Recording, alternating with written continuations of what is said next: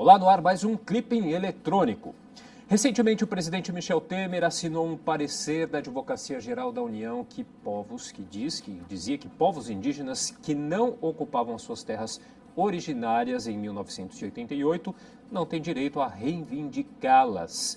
Com a decisão, o número de terras que podem ser demarcadas diminui e impacta diretamente os direitos das populações tradicionais no Brasil. No dia 21 de agosto, o Ministério da Justiça revogou uma decisão de 2015 que criava uma reserva indígena no Pico do Jaraguá, na zona norte de São Paulo. A área havia sido expandida de 3 para 512 hectares devido a um erro administrativo, segundo o governo federal. Bom, para falar sobre toda essa problemática das terras indígenas no Brasil, em especial as terras indígenas no Jaraguá, eu recebo os convidados. Alessandra Laurindo, que é coordenadora de políticas para a igualdade racial da Secretaria Municipal de Direitos Humanos. Olá, Alessandra, obrigado pela presença. Olá, boa tarde. Comigo também, boa tarde, comigo aqui ao meu lado, o Tiago Henrique Caraí Jecupé, liderança da terra indígena do Jaraguá. Tudo bem, Tiago? Obrigado também pela presença. Agradeço a oportunidade. Completando aqui a mesa, o advogado Ariel de Castro, conselheiro do Conselho Estadual de Defesa dos Direitos da Pessoa Humana. Tudo bem, Ariel?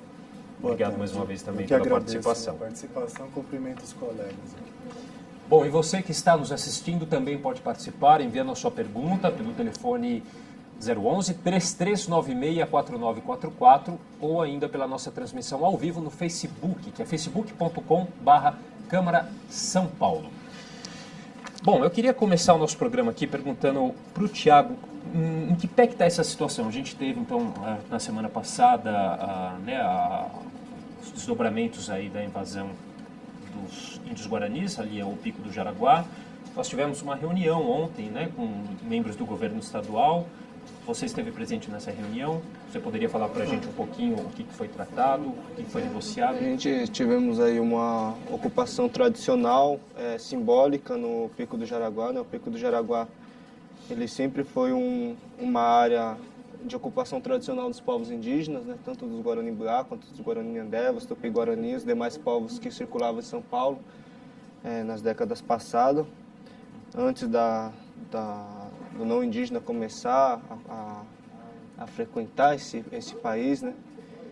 Então, a gente veio sofrendo com esse governo que vem perseguindo cada vez mais os povos indígenas, principal a minha comunidade que fica ali no Pico do Jaraguá. Hoje vivemos na menor terra indígena do país, né? Apenas 1,7 hectares demarcado.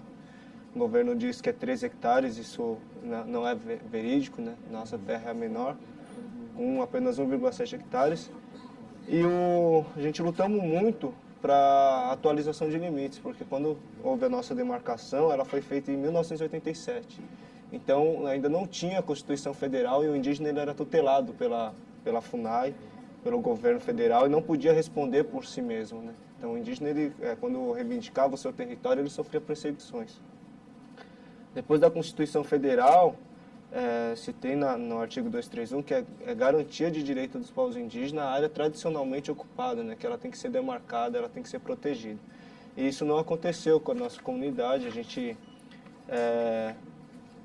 veio com o nosso território não regular, né?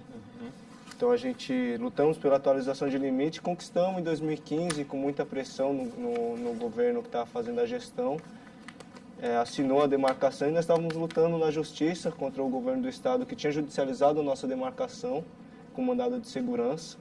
E quando nós estávamos aí encaminhando para um julgamento para definir de uma vez por todas que a terra era uma terra tradicional, o governo do estado ele articulou com o governo federal para retirar, né, revogar a nossa demarcação, que isso é uma questão inédita no Brasil, né? Nunca ocorreu uma desmarcação de um território tradicional do povo indígena. E isso abre um precedente para que aconteça com outros povos indígenas também, né? Então, hoje a gente conseguimos um diálogo com o governo do estado para fazer com que o governo entenda que essa atitude que eles tomaram de agir contra uma comunidade indígena é desrespeitar os direitos dos povos indígenas, um direito originário sobre o território. Então, hoje o interesse do governo do estado é a privatização, né, a concessão do Parque Estadual do Jaraguá, e a gente sentamos com a Secretaria do Meio Ambiente, com a Secretaria de Justiça, para poder dialogar e para tentar entrar em um acordo para que isso não venha ocorrer com a nossa terra. Porque nossa terra ela não é moeda de troca, a gente não negocia, a gente tem um respeito muito grande pelo nosso território, então a gente sentou para ter esse diálogo com o governo estadual. Uhum. Bom, e aí, a princípio, agora as lideranças indígenas também vão se reunir para discutir essa questão antes de se avançar. Sim, Foi isso que ficou decidido. A gente vamos estar nos reunindo, né, todas as lideranças, não só da terra indígena Jaraguá, mas como eu falei, essa atitude do governo federal e do governo estadual, ele abre um precedente para que ocorra com outras comunidades indígenas, então isso não é um problema só de uma comunidade. A gente vem lutando muito para que nosso direito seja colocado em prática, seja respeitado, e isso não vem ocorrendo, né? Como você já falou, né, o governo ele vem com dizendo que as terras, os povos indígenas que não ocupavam a terra em 88, ele não pode reivindicar a terra, né? Uhum. Como é que a gente estaria lutando pela nossa terra em 88 se antes disso a gente era tutelado, a gente não era visto como sujeitos de direito? Uhum. Então, isso é um argumento muito triste, né, que o próprio governo usa hoje contra os povos indígenas, né?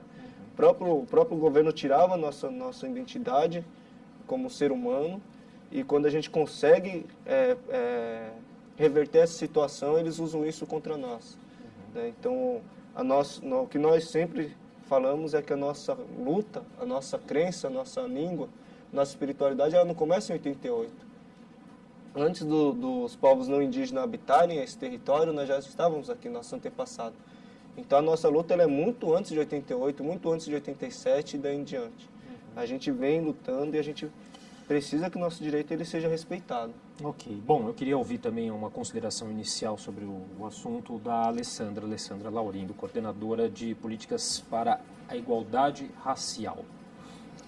A gente tem acompanhado em âmbito municipal, né, toda essa luta e resistência, principalmente dos povos indígenas, e tentando apoiar da melhor forma possível, né? A gente tem formado dentro da Secretaria de Direitos Humanos o Conselho dos Povos Indígenas, que está na sua reestruturação, justamente para que ganhe mais força e mais peso dentro da representação entre governo e sociedade civil, para apoiar todas as lutas, né, e nos colocarmos sempre à disposição, porque acho que o Thiago foi muito feliz quando ele disse, né, eles estão aqui muito antes de todos os outros chegarem. Então, esse direito à terra teria que ser algo inquestionável, na verdade, porque é legítimo. Então, a gente sente muito, inclusive, que esse processo tem sido permeado de maneira tão severa, porque o diálogo é o melhor caminho sempre, né? Então, a gente tem acompanhado, junto, inclusive, da coordenação estadual da população negra e indígena, a gente tem uma proximidade muito grande, temos conversado com a coordenadora, a professora Elisa Lucas, que tem feito esse diálogo direto dentro da Secretaria de Justiça com o Dr. Marcelias Rosa, justamente para acompanhar e não deixar que a situação se torne pior do que já esteve, né? Então, a nossa ideia é realmente nos solidarizarmos com a causa e estarmos sempre dispostos a somar nessa luta. E, Ariel, como que você analisa, a princípio, essa questão? Complemento aqui o que diz a Alessandra, especialmente o Tiago. Nós, como Conselho Estadual de Direitos Humanos, somos totalmente solidários e apoiamos essa luta da comunidade do Jaraguá, da comunidade Guarani aqui em São Paulo. Sabemos que lá é um espaço bastante pequeno, né, que foi até hoje reservado à população indígena, esses 1,7 hectares, né? Eu tive a oportunidade de conhecer o espaço, isso há uns 15 anos atrás, e já vi que era bastante apertado para a vida da comunidade, né? Então, a população tende a aumentar, né? Porque vão nascendo as crianças, né? Então, com a natalidade, e com isso eles não conseguiam sobreviver daquele espaço, né? É difícil, ainda mais se for ter algum usufruto da terra, né? Se for ter alguma agricultura, não, é difícil de se ter ali, ou sobreviver de outras formas, através dos recursos naturais, com um espaço tão exíguo como esse. Então, só em 2015 que o ministro José Eduardo Cardoso, da Justiça, reconheceu um território maior lá na região do Jaraguá. E, infelizmente, isso foi agora revogado de forma completamente abusiva, autoritária. Em nenhum momento a comunidade foi consultada, em nenhum momento o governo do estado nem federal conversaram com a comunidade. Eles ficaram sabendo pelo diário oficial, pelos jornais, que estava sendo revogada a portaria, que eles estavam perdendo seus direitos sobre as terras. E nós temos também recebido até denúncias de lideranças da comunidade de pessoas que estão os ameaçando, né? Até mandadas por possíveis pessoas que se dizem proprietários de partes do local, como o ex-prefeito de São Bernardo, Antônio Tito Costa, e que ficam fazendo ameaças contra a comunidade indígena. Então isso nos preocupa bastante. Nós sabemos que essas pessoas podem até contar com o apoio de milícias, né, ou apoio clandestino até de policiais. Então, como Conselho Estadual de Direitos Humanos, nos preocupa que essas ameaças ocorram e que, porventura, temos lá crianças, mulheres, idosos que podem sofrer algum tipo de violação aos direitos humanos, além dessa violação consistente na própria revogação da portaria.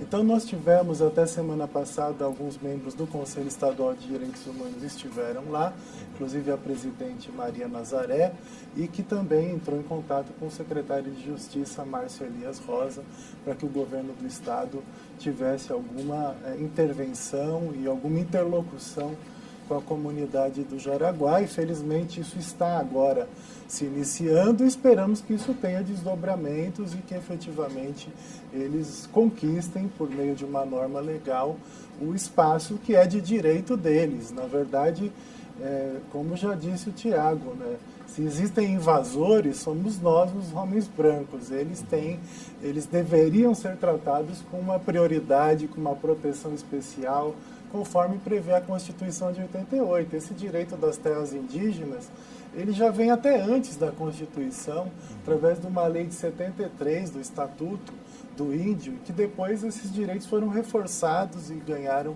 um caráter imperativo e impositivo por parte da Constituição de 88.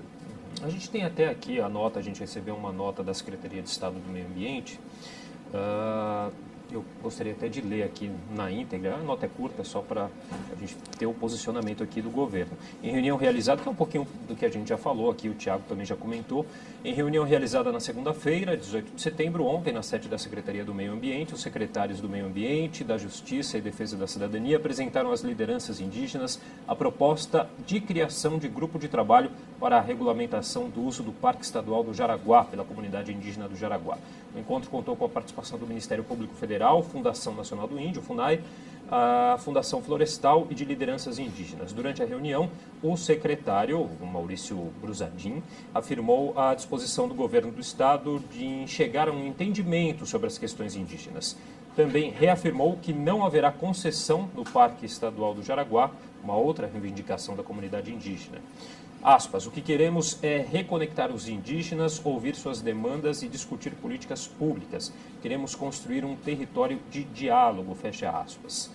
Antes de efetivar a criação do grupo de trabalho, as lideranças indígenas decidiram debater a proposta junto às suas comunidades. Somente após essa conversa é que uma nova reunião será marcada para a constituição da agenda de trabalho. O compromisso de criar uma comissão intersecretarial havia sido firmado pelas pastas Meio Ambiente, Segurança Pública e da Justiça e da Defesa da Cidadania na sexta-feira, 15 de setembro, para tratar das reivindicações dos índios Guarani que ocupavam o Parque Estadual do Jaraguá, na região noroeste da capital, e impediam a entrada à unidade de conservação. Após o acordo, os índios deixaram o local e o parque voltou a ficar aberto à população. Quantos índios habitam a região ali do Parque do Jaraguá? Hoje a nossa comunidade é um pouco mais de 720 habitantes ali, né? Cadastrado na comunidade ali, nos serviços de saúde e educação dentro da comunidade. Grande parte crianças, né? A maior parte é crianças, né? São crianças, adolescentes. Vocês estão tendo apoio de E quem está apoiando a causa de vocês? Hoje, com essa dificuldade no regulamentação do território, o próprio poder público ele tem dificuldade de agir dentro da comunidade por conta dessa situação, né? Então, hoje o nosso principal apoio é da própria comunidade que tenta se manter ali. Nós fazemos o uso, né, a expansão do território. O território ele não é só a parte onde que nós moramos, como foi demarcado, mas sim toda a área onde que se busca matéria-prima para artesanato, para buscar o remédio tradicional. Então hoje a gente conta com a FUNAI para a questão burocrática, para poder tirar a documentação, tudo isso, mas a questão de infraestrutura da comunidade ela é bem precária por conta disso. São diversos animais só abandonados lá, já saiu muita reportagem sobre isso. Questão de saneamento básico, o próprio Estado, município, governo federal, ele não atua de forma adequada, né? Nós temos esgoto a céu aberto dentro da comunidade, né? O nosso rio que hoje a gente ainda tenta conservar, a gente ainda tenta fazer a pesca, tudo ele está sendo contaminado pelo esgoto que acaba caindo dentro do rio. E fora isso, a gente tem a dificuldade, né, de políticas públicas voltadas ao jovem dentro da comunidade, né? A gente tem uma escola que a estrutura dela é mínima, né? As salas de aulas que foi feita improvisada foi por parte da própria comunidade que cedeu espaço um espaço que era de uso da comunidade no dia a dia, então cedeu para ser sala de aula.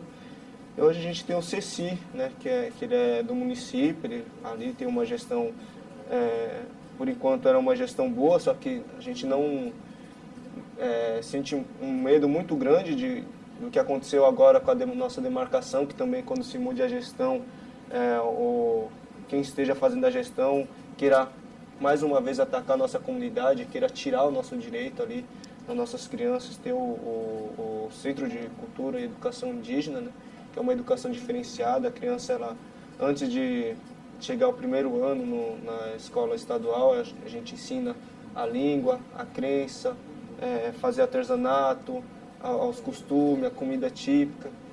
Então isso vem sendo feito, né? Só que agora com toda essa situação, toda essa perseguição que a gente vem tendo desses bandeirantes que hoje dominam o Brasil, a gente não vê como garantia de direito, né? A gente sabe que a qualquer momento isso pode ser retirado, né? Tudo que a gente vem conquistando, num simples quatear, né, que é o papel que o branco inventou, com a sua caneta, ele pode desfazer tudo que a gente vem conquistando. Ariel, e como que você vê até a questão legal, né, de todo esse imbróglio que a gente tem aí?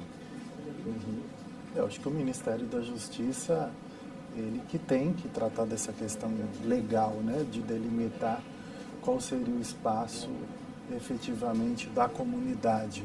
O que nós sabemos é que o espaço de 1,7 hectares não é só esse o espaço de direito deles, tem que ser certamente um espaço maior, porque num espaço como esse, eles têm uma dificuldade grande de sobrevivência atualmente, até porque 1,7 hectares não é nem considerado uma fazenda, é como se eles vivessem num sítio. Então, seria um espaço pequeno até para uma família de pessoas comuns, e é diferente de uma comunidade tradicional, né, que vive também do usufruto do próprio espaço, né, que tem suas atividades, tem seus artesanatos, tem que fazer a sua colheita, tem que também utilizar os recursos naturais do local. Então isso precisa, o mais rápido possível, ser tratado com base nos relatórios da FUNAI, que se o Thiago pode dizer melhor, são de 2012 e 2013, né, que trataram lá da demarcação do espaço, que depois até fundamentaram essa portaria do Ministério da Justiça em 2015. Então, com base nesses relatórios da FUNAI de 2012 e 2013, que são relatórios referentes a duas áreas, a do Jaraguá e também a região lá da Zona Sul, que é da mesma comunidade Guarani aqui de São Paulo, né, que Crucutu, outras aldeias, né, que até tem uma estrutura muito melhor, né? O ideal, pelo menos, é que eles tivessem um espaço parecido com aquele espaço que aquelas comunidades da Zona Sul, que também são guaranis, possuem, e com os mesmos benefícios, né, de saúde, de educação, né, que o poder público oferece lá no extremo da Zona Sul, na divisa lá com São Bernardo do Campo, para a mesma comunidade guarani. Então, a FUNAI, o Ministério da Justiça, junto com o governo do Estado de São Paulo e com o Ministério Público Federal, porque quem tem a obrigação de defender judicialmente os povos indígenas a partir da Constituição de 88 é o Ministério Público Federal.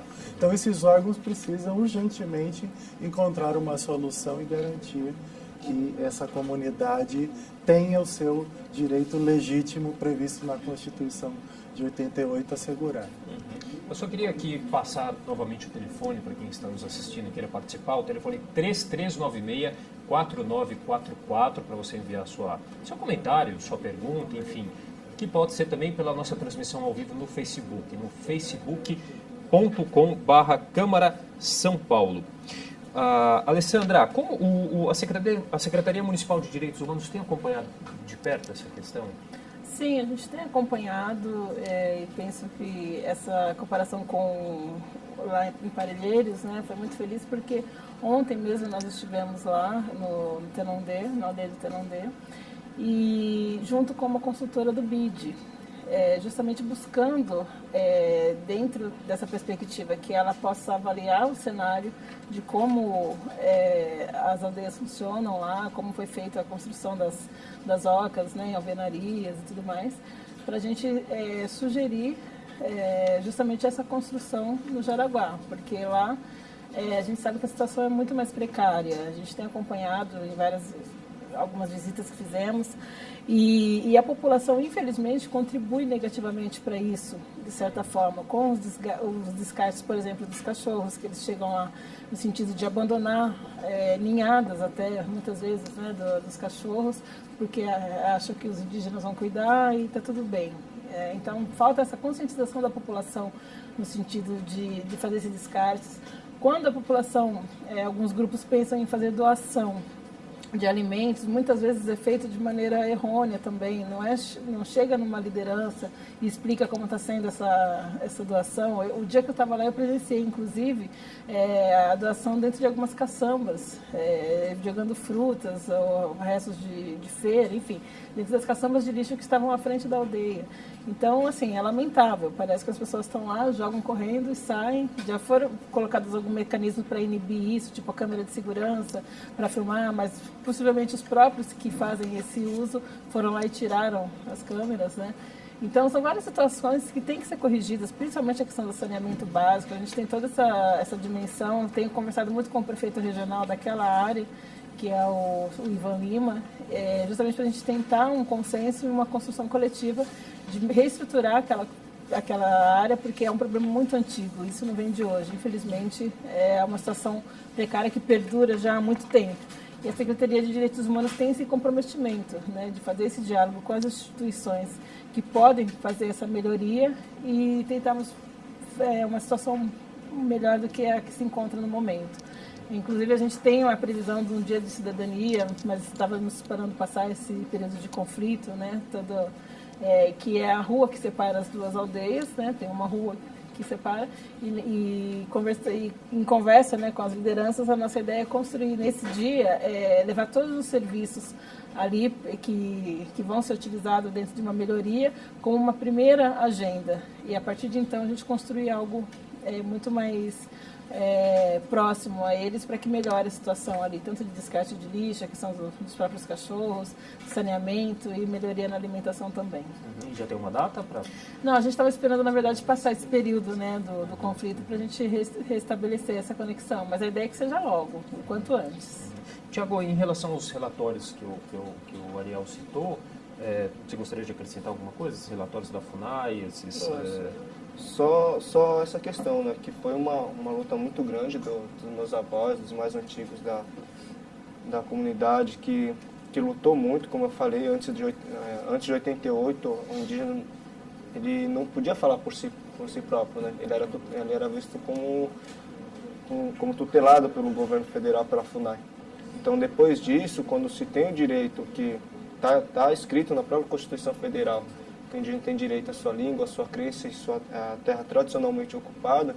Então, minha avó ela entendeu que ali esse território que a gente já defendia, né? Não só a área que a gente estava ali confinado, morando, mas toda a área onde que levava nós, quando criança, para aprender alguma coisa, para pegar argila, para ir cuidar da nascente, toda essa área ela tinha que ser protegida. Se hoje o Pico do Jaraguá, as pessoas conseguem olhar para o alto de São Paulo e ver o Pico do Jaraguá com a mata, é porque a minha avó, os mais antigos, sempre ensinou nós a proteger.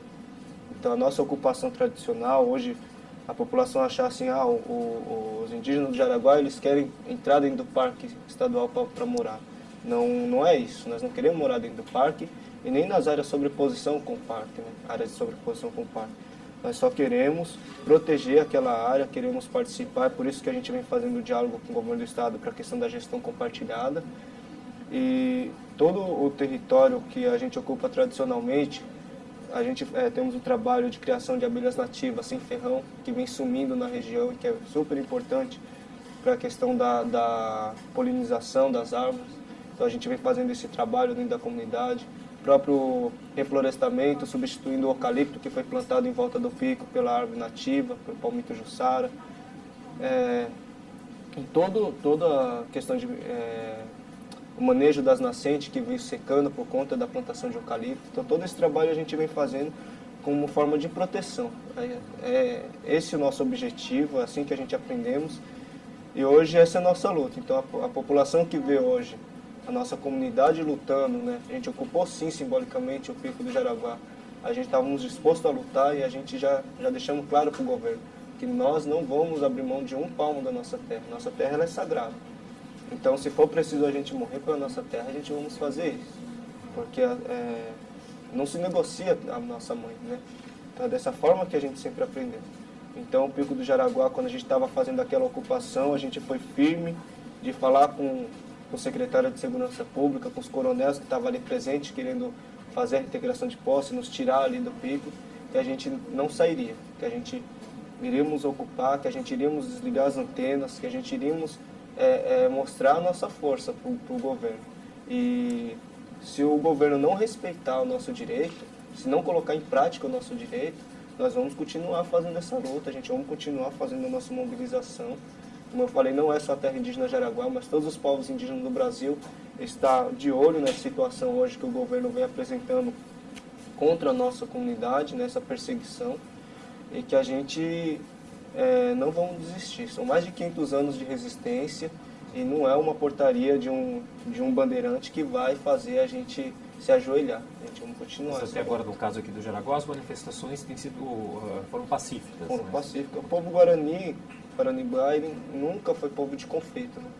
Tanto que nossos avós contam a história que quando o branco ele invadia a comunidade ela ia mais para o fundo, mais para o mar.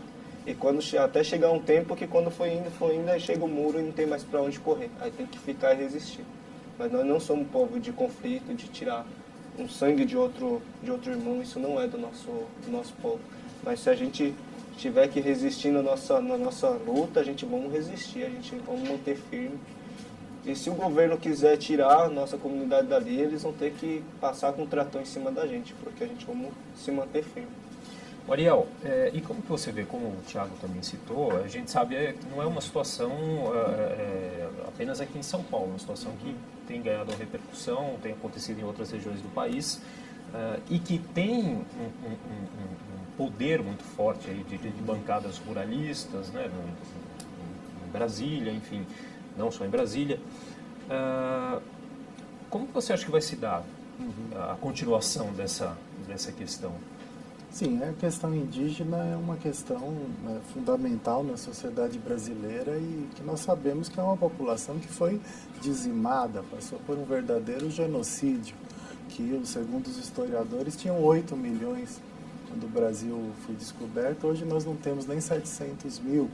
Nos últimos 13 anos, aí, segundo o Conselho Indigenista Missionário, tivemos quase 900 mortes de indígenas. Então é uma situação bastante preocupante. O que não pode é os governos incentivarem uma violência contra uma população que já é violentada e violada nos seus direitos. E ao revogar uma portaria de demarcação, como o Tiago disse, uma atitude inédita no país, eles estão incentivando a violência também contra essa população. Mas nós vemos que existe também um apoio muito forte deles em São Paulo, né? Acho que em todo o Brasil também, quando nós tivemos aquelas várias mortes indígenas no Mato Grosso há uns anos atrás, principalmente também de crianças e adolescentes pela desnutrição, mas também a própria violência, nós tivemos um grande movimento de apoio aos guaranis. E aqui em São Paulo, esse ano, nós vemos que também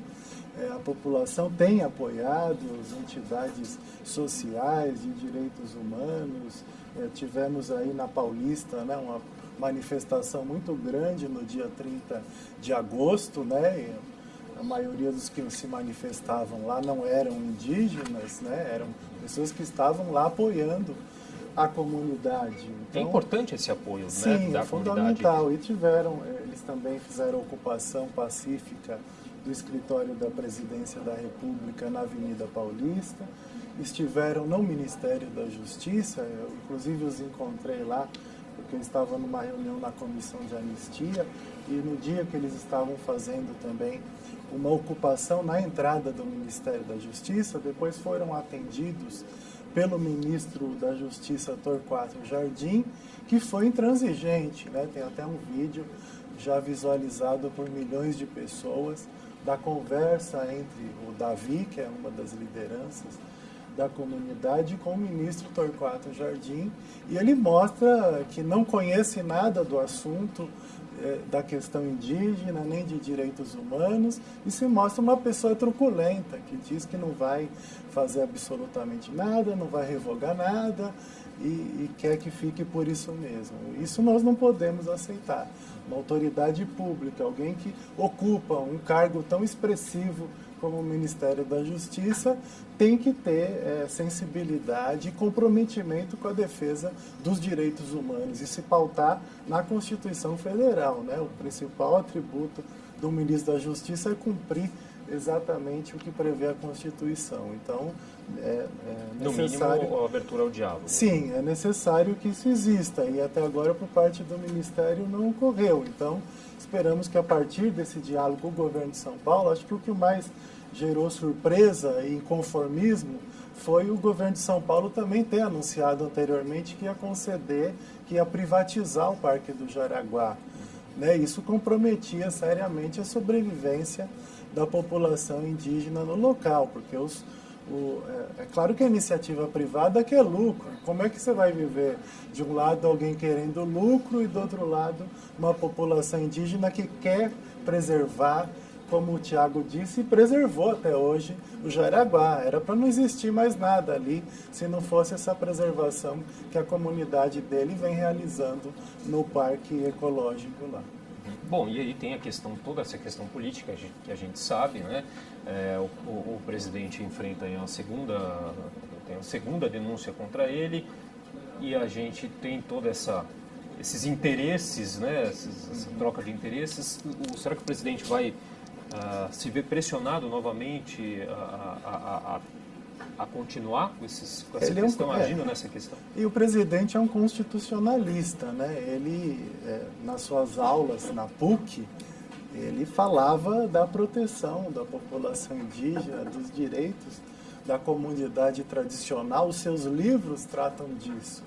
Então ele tem que retomar o que ele escreveu no passado nas suas obras com relação à Constituição de 88 e garantir a proteção dessa comunidade. Ele é de São Paulo, deveria estar, né, entrosado e participando ativamente da garantia dos direitos que estão sendo reivindicados pela comunidade guarani.